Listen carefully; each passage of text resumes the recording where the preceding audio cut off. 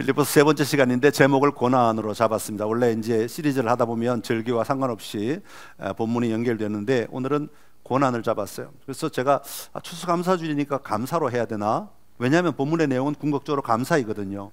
사도 바울이 감사한다 하는 내용인데 아니야. 그래도 우리가 좀 더 분명하게 기억해야 할 단어가 필요한데 그건 고난이다. 왜? 고난은 모든 사람의 숙제잖아요. 모든 사람의 과제잖아요. 그래서 상황은 다르고 크기는 다르지만 모든 사람은 살아가면서 고난의 문제를 어떻게 해결해야 될까 늘 고민하고 있기 때문에 고난을 기억하는 것이 훨씬 더 좋겠다 싶어서 고난이라고 제목을 잡았습니다. 여러분 어르신들 뿐만 아니라 우리 모든 자녀들, 오늘 여기 나와 계신 모든 분들은 아마 슈퍼 히어로물을 한 번쯤은 다 보셨을 줄로 압니다. 요즘엔 뭐 마블 히어로물이라고 그렇게 부르기도 하는데 뭐 제목부터 이상하니까 난 들어본 적이 없어요. 그렇게 말씀하시겠지만 제가 연도별로 하나씩 얘기하면 아마 다 보셨을 거예요. 1920년도부터 시작하겠습니다. 1920년도에 나타난 슈퍼 히어로물은 쾌걸조로입니다. 놀랍죠? 최근 게 아니라 쾌걸조로는 1920년에 만들어진 작품입니다. 배트맨 유명하죠? 캡틴 아메리카, 슈퍼맨, 스파이더맨, 슈퍼걸, 인크레더블, 헐크, 닌자 거북이, 파워레인저, 엑스맨, 캣우먼, 아이언맨, 핸콕, 왓치맨, 그린 호넷, 토르, 어벤져스, 더 울버린, 원더우먼, 아쿠아맨, 캡틴 마블, 샤잠 한 개쯤은 다 보셨을 줄로 압니다. 제가 어릴 때만 해도 이 영화를 보고 나면 집에 오면 최소한 한 두어 달은 영화에 사로잡혀 살아갑니다. 이 영화 히어로물이 보여주려고 하는 것은 뭐예요? 초능력이죠. 다른 평범한 인간들과는 다르다 하는 것을 보여주려고 하는 거예요. 왜 초능력이 필요할까요?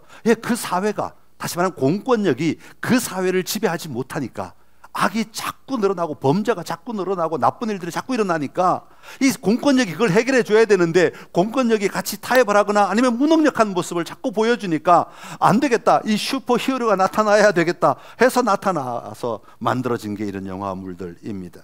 그러다 보니까 이 슈퍼 히어로물들의 특징 가운데 하나는, 스토리 가운데 하나는 대체로 연약한 사람들을 들어서 아주 놀랍게 사용한다는 것도 하나가 있지만 공권력과 계속 대치한다, 뭐 이런 내용들도 같이 나오게 되는 겁니다. 그래서 삶에서 억울한 일을 당하거나 고난을 겪으면 이런 슈퍼 히어로가 등장해서 해결해 주는데 그 모습을 보다 보면 내 삶에도 슈퍼 히어로가 나타났으면 좋겠다 이런 마음이 들죠. 아이고, 이렇게 힘들 때, 내가 이렇게 고난당할 때, 내가 이렇게 억울할 때 슈퍼 히어로가 나타났으면 좋겠다. 그래가지고 갑자기 누워서 벽을 쳐다보다가 손을 탁 이러잖아요. 스파이더맨. 또 우리 친구들은 갑자기 집에 있는 보자기를 꺼내갖고 목에 탁 두르고 높은 데 올라가, 책상 위에 올라가고 밥상 위에 올라가가지고 뛰어내리잖아요. 슈퍼맨 하고 뛰어내리는 이유가 다 그런 것을 기대하기 때문에, 우리 안에 알게 모르게 그런 것을 기대하기 때문입니다. 그런데 여러분, 우리가 살아가면서 고난이라고 하는 게 없으면 행복할까요? 내 인생에 고난이라고 하는 것을 싹 제거하면 행복할까요? 예수님은 그렇지 않다고 말씀하세요.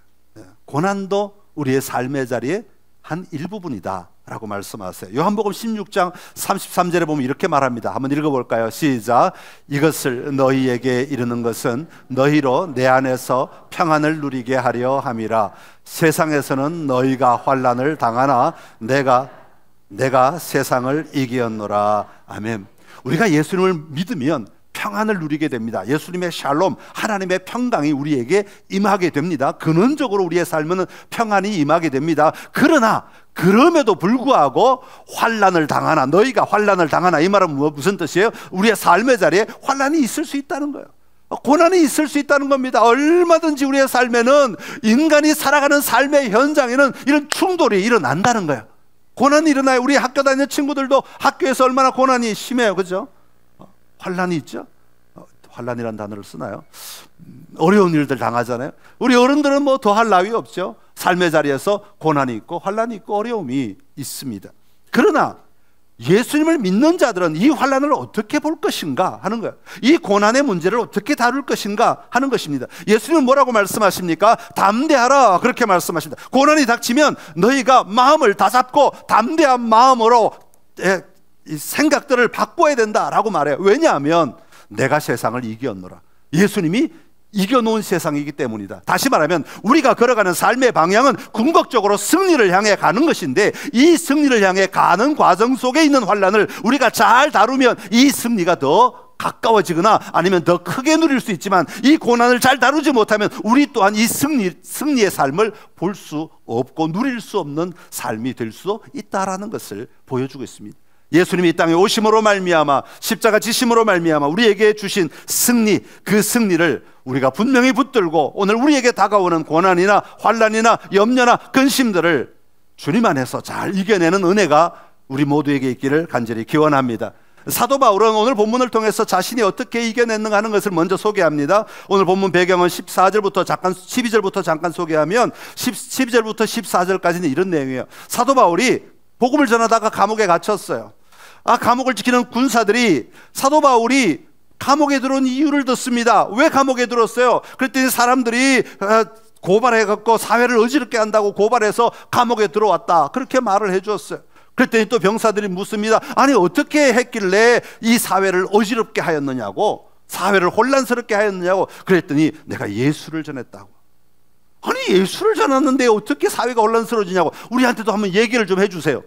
그래서 병사들에게 얘기를 하는 겁니다. 예수님의 복음을 전하기 시작하는 겁니다. 그랬더니 이 병사들이 다 예수님을 믿어버리네요.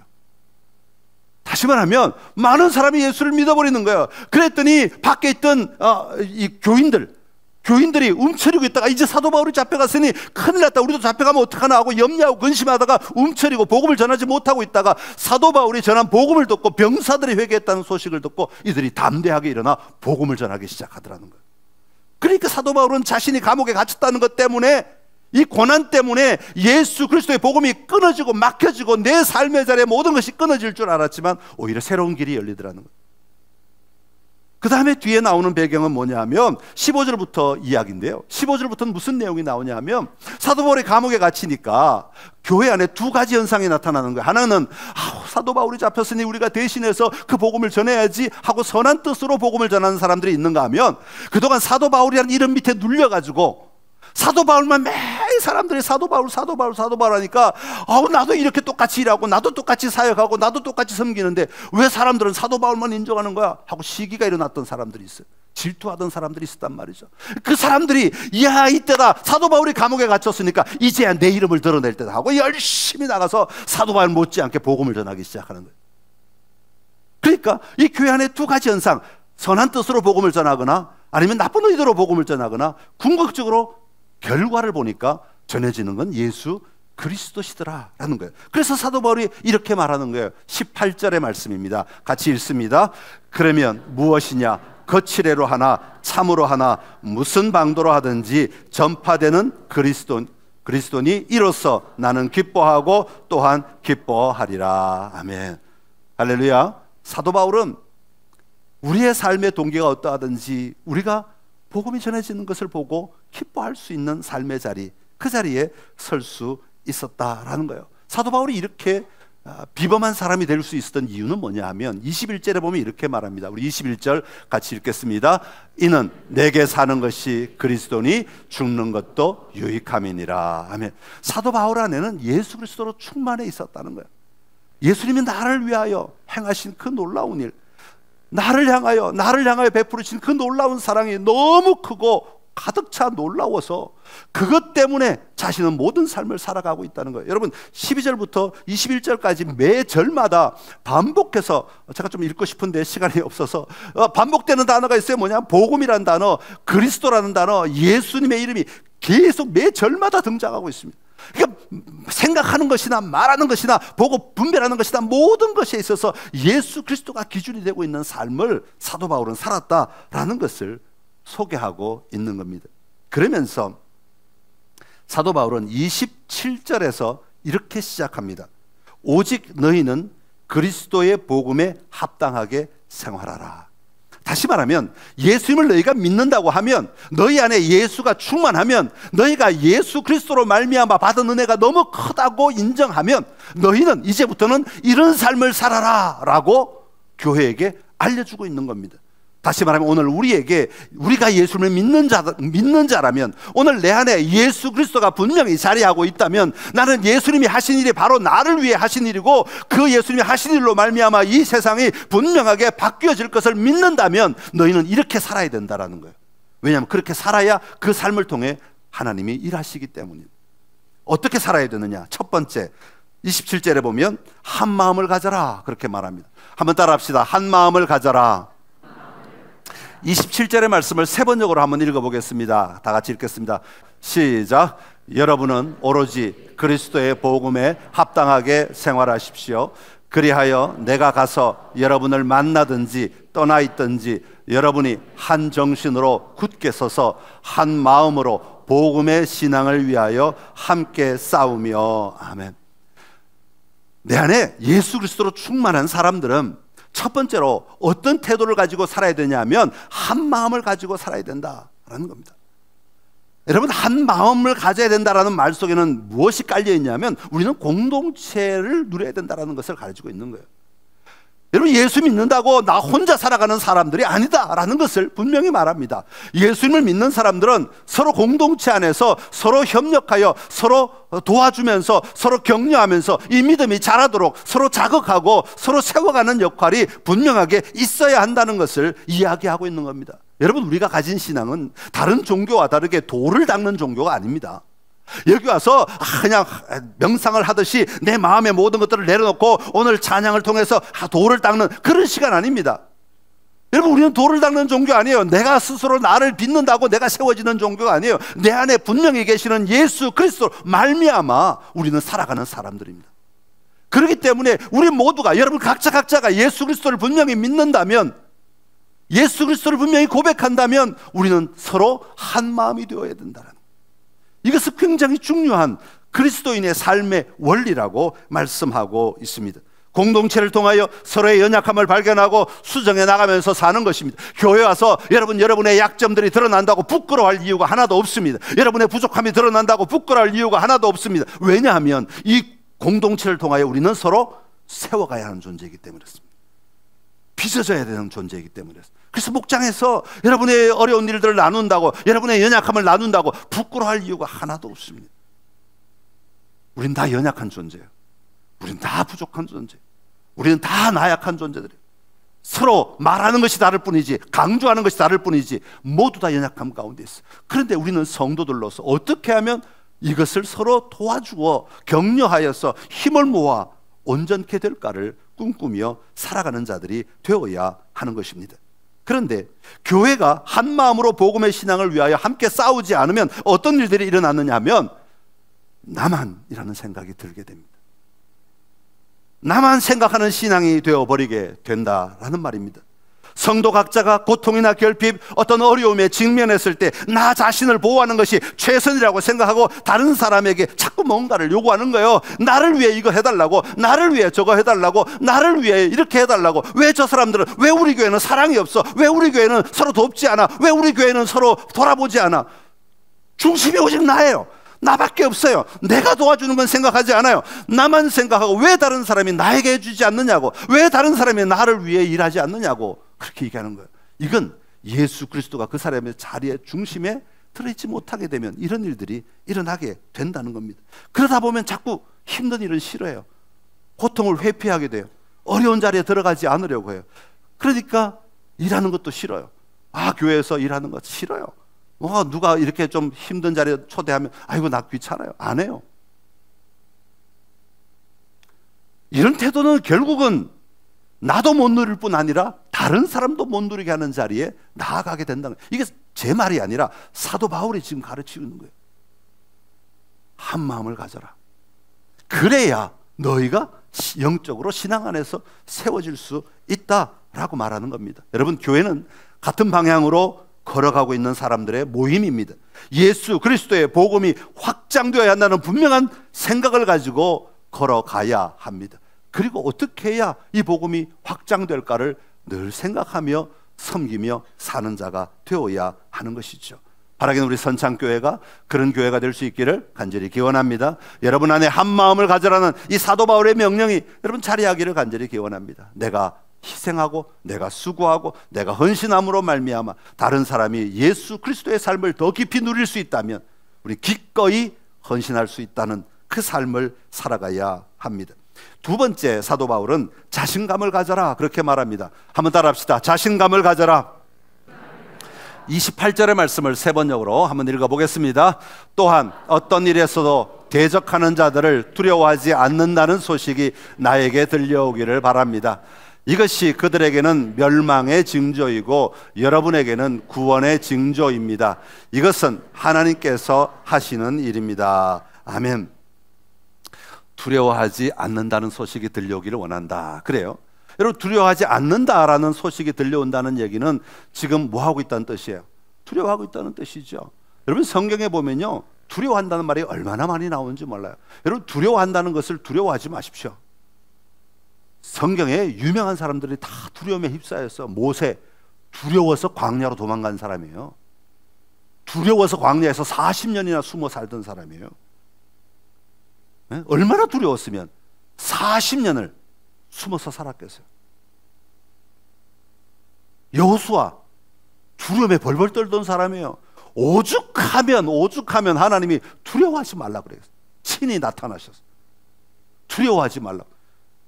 기드온 얼마나 두려웠으면요, 공개적으로 타작을 하지 못하고 이 포도주 짜는 집틀 거기서 타작, 말이 안 되죠. 할 수도 없어요. 거기 가보면 성경에 나오는 대부분의 위인들은 두려움의 형편에 들어갔어요.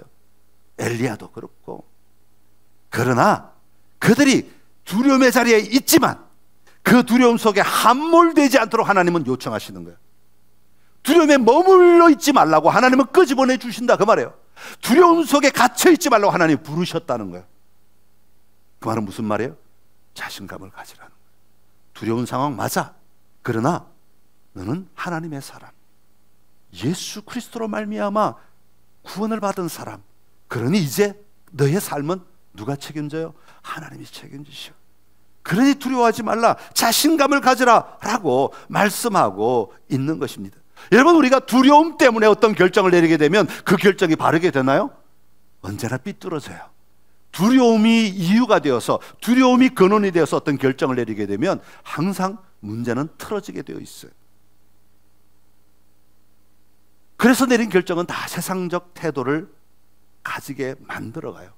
두려움이 아니라 하나님이 함께 하신다는 이 자신감을 가지고, 하나님의 일이라고 하는 자신감, 하나님이 역사하신다는 자신감을 가지고 나아갈 때라야 우리는 바른 결정, 바른 선택을 할 수 있는 힘이, 지혜가 거기서부터 나오기 시작하는 거예요. 오늘 삶의 자리에서 우리가 어떤 것을 결정하거나 판단하거나 움직여 나갈 때 무엇이 지금 나를 지배하고 있는가를 돌아볼 줄 알아야 돼요. 두려움이 지배하고 있다면 잠시 그 두려움을 하나님 앞에 내려놓을 수 있는 힘이 있어야 돼요. 기도하기도 하고 찬양하기도 하고 예배하기도 하고, 하나님 내 안에 이 두려움을 좀 내려주십시오. 그래야 하나님의 음성이 들리기 시작해. 그래야 하나님의 마음이 들려지기 시작해. 알아가기 시작해. 그리고 거기서 결정하기 시작해. 그런 하나님과 관계를 맺는 사이에서 결정을 할 때 우리는 바른 결정을 할 수 있게 되고 옳은 결정을 할 수 있게 되는 겁니다. 그렇지 않으면 비난이 일어나고 험담이 일어나고 짜증이 일어나고 불평이 일어나고 더 고통스러운 삶을 살아갈 수밖에 없게 되는 것입니다. 여러분 안에 우리 주님이 이끄시는 삶은 결코 멸망이 아니라는 사실을 꼭 기억하시기 바랍니다. 우리 주님은 우리를 반드시 승리케 하시는 분이십니다. 이미 승리하신 분이십니다. 그리고 그 승리의 자리로 우리를 지금 인도하고 계시는 것입니다. 그러하기에 그 승리의 확신을 가지고 담대하게 자신감을 가지고 걸어가시는 우리 모두가 되기를 간절히 기원합니다. 그리고 세 번째로는 의지하라 그렇게 말합니다. 한번 따라합시다. 의지하라. 29절과 30절의 말씀입니다. 같이 읽습니다. 하나님께서는 여러분에게 또한 그리스도를 위하여 고난을 받는 특권도 주셨습니다. 여러분은 내가 하는 것과 똑같은 투쟁을 벌이고 있습니다. 여러분은 내가 그렇게 하는 것을 보았으며 내가 그렇게 하는 것을 지금 소문으로 듣습니다. 아멘. 참 수용하기 어려운 말이 여기 나오죠. 하나님은 우리에게 그리스도를 위하여 고난을 받는 특권도 주셨답니다. 특권이라는 말을 우리가 좀 이해할 필요가 있지요. 특별히 준 권리라는 거잖아요. 예수를 믿기 때문에, 예수님이 나의 구원자이심을 내가 분명히 믿기 때문에 너희가 가져야 될 고난의 자리가 있다는 것이죠. 그런데 이 고난은 나를 망하게 하는 것이 아니라, 나를 어렵게 하는 것이 아니라, 내가 하나님의 사람임을 증명하는 증명서와 같이 사용된다라는 것을 말씀하고 있는 것입니다. 그러게 우리가 그 고난이 올 때 고난으로 인해 도망가지 않고 모든 상황을 주관하시는 하나님을 의지하는 자가 되어야 한다고 사도 바울은 가르치고 있는 것입니다. 여러분, 우리는 다 도망가고 싶지요. 다 피하고 싶어요. 고난이 오면 숨고 싶잖아요. 그래서 어떤 사람은 아예 말도 안 하고, 어떤 사람은 잠적하고, 어떤 사람은 전화기를 다 꺼버리고, 여러 가지 방법으로 잠적을 하잖아요. 고난이 싫어서 도망가는 거죠. 그렇게 하면 문제가 해결될 줄 알고, 그렇게 하면 나만 도망가면 다 해결될 줄 알죠. 그러나 그렇지 않아요. 언젠가는 그것이 결국은 다시 또 내 자리를, 내 발목을 잡고 나를 힘들게 하는 것이죠.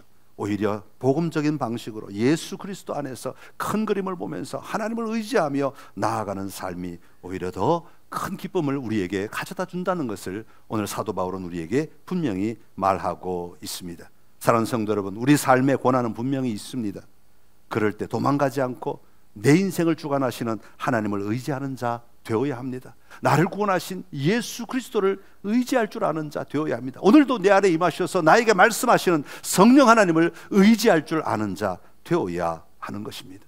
그럴 때 나를 자녀로 살아갈 수 있도록 하신 예수님께서 그 자녀의 삶을 잘 살아갈 수 있도록 역사하는 힘을 우리가 느끼고 누리며 살아갈 수 있게 될 것입니다. 그런 삶이 우리로 하여금 감사의 삶을 살아갈 수 있게 만듭니다. 사실 현실만 바라보면 감사할 게 뭐가 있겠어요. 그러나 우리의 삶의 자리는 예수 그리스도께서 여전히 일하고 계심을 바라볼 때 비로소 감사가 나오게 되는 겁니다. 바라기는 여러분 모두 안에 이런 감사의 삶이 충만하기를 간절히 기원합니다. 여러분, 주님의 방법으로 승리하는 선창의 모든 가족이 되시기를 간절히 기원합니다. 기도하겠습니다. 참 좋으신 우리 하나님 아버지, 우리를 구원하여 주시고 죄악 가운데 머물러 있지 않게 하시며 하나님 나라 백성 되게 하여 주시니 감사합니다. 우리 안에 하나님을 향한 소망을 주시고 열망을 주시고 갈급함을 주셔서 감사합니다. 우리가 어떻게 해야 이 삶을 살아갈 수 있는지 오늘 사도 바울이 말한 대로 복음에 합당한 삶을 살아낼 수 있는 저희들 되게 하여 주옵소서. 예수 그리스도께서 내 삶의 진정한 구원자가 되시고 통치자가 되시고 인도자가 되심을 믿고 살아가는 자의 삶이 어떠한가를 분명히 바라보며 나아가게 하여 주옵소서. 한 마음을 가지게 하여 주옵시고 자신감을 가지게 하여 주옵시고 의지하며 살아가는 우리의 삶이 되게 하여 주시어서 아버지 하나님, 복음에 합당한 삶이 우리 안에 확장되게 하여 주옵시고 예수 그리스도를 고백하는 삶이 점점 더 퍼져나가는 역사를 누리게 하여 주시옵소서. 그렇게 일하실 하나님을 찬양하옵고 감사드리며 예수님의 이름으로 기도드리옵나이다. 아멘.